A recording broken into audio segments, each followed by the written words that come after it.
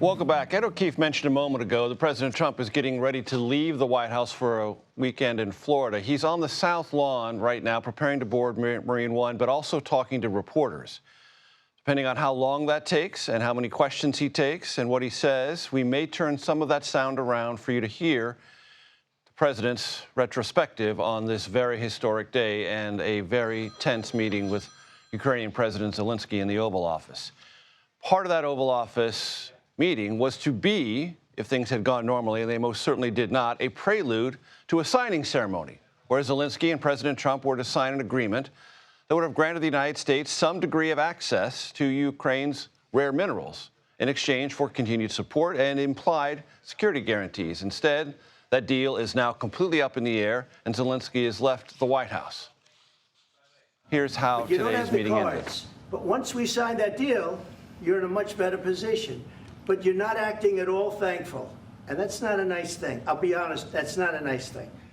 Gracelin Baskaran is the director of the Critical Minerals Security Program at the Center for Strategic and International Studies. Fans of this program, and I know there are many of you, remember she was on the program earlier this week going over the details of this to-be-signed minerals deal.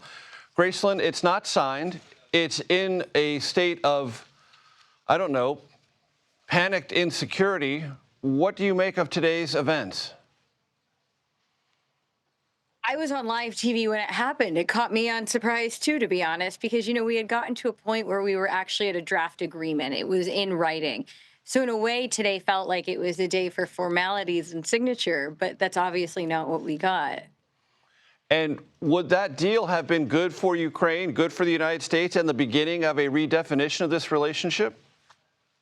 The deal would have been very good for Ukraine for a few reasons, right? I mean, consider that no current mineral assets were included in the deal. So only revenues from future projects would we take revenue from under the deal.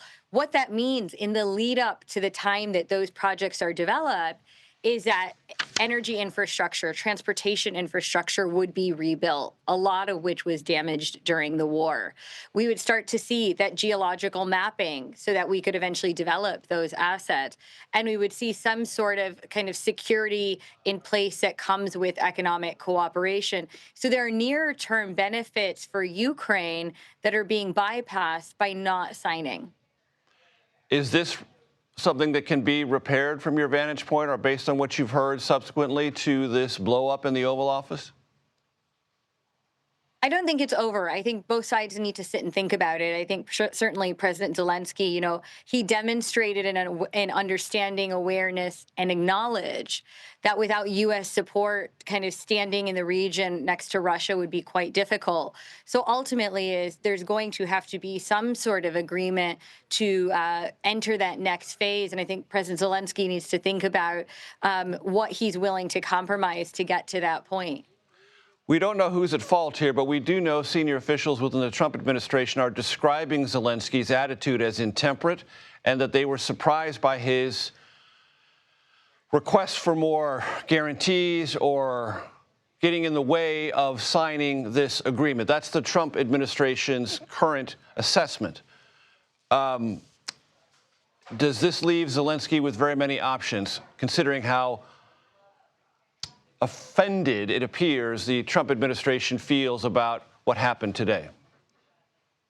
It was certainly a very inflamed conversation. I think, look, I mean, to me, it's like he's going to have to come to a near-term decision in terms of what is he willing to forego? We knew he wanted security guarantees. From the initial agreement, which was actually, the Ukraine paying $500 billion through mineral revenue back to the U.S. for what he called, for the aid provided, even if that number was a little bit gray as to how it was reached. And then President Zelenskyy wanted security guarantees. The U.S. ultimately compromised on that $500 billion figure and did not ask for that $500 billion to be repaid. In the latest draft agreement, there were still no security guarantees, but he came to Washington hoping to kind of advance that, but didn't quite get it.